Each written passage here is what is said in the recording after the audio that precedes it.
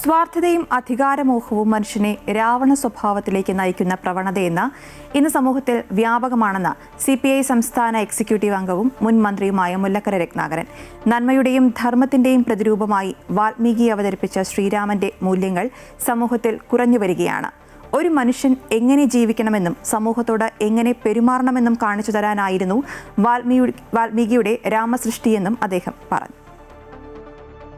രാമനിലൂടെ ഒരു മനുഷ്യൻ എങ്ങനെയാണെന്ന് കാണിക്കാനാണ് വാൽമീകി ശ്രമിച്ചത്.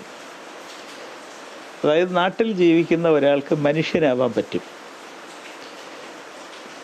അതേപക്ഷം നമ്മുടെ മഹാഭൂരിപക്ഷം മനുഷ്യരും ആധുനിക കാലത്ത് സ്വാർത്ഥതയിലൂടെ വളർന്നാൽ ഒരു രാവണ സ്വഭാവം കൈവരും.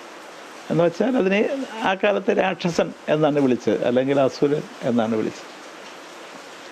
അത് നമ്മുടെ സമൂഹത്തിൽ ഇന്ന് കൂടുതലാണ്, എവിടെ നോക്കിയാലും കാണാം. രാമൻ കുറവാണ്. അതായത് മനുഷ്യനാണെങ്കിൽ ഈ നന്മ തിന്മകൾ ചേരുമ്പം നന്മയുടെ ഒരു ചേരുവ കൂടുതലായിരിക്കാം.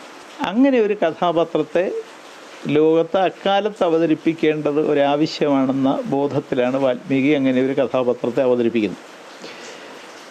ഇക്കാലത്ത് അത് അതിനേക്കാൾ ആവശ്യം.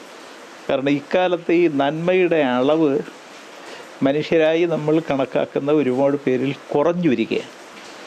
രാവണനും രാമനും തമ്മിലുള്ള പ്രധാന വ്യത്യാസം എന്താണെന്ന് വെച്ചാൽ, രാമൻ മനുഷ്യനാകാൻ വേണ്ടി കൊട്ടാരത്തിൽ നിന്ന് കാട്ടിലേക്ക് പോയി.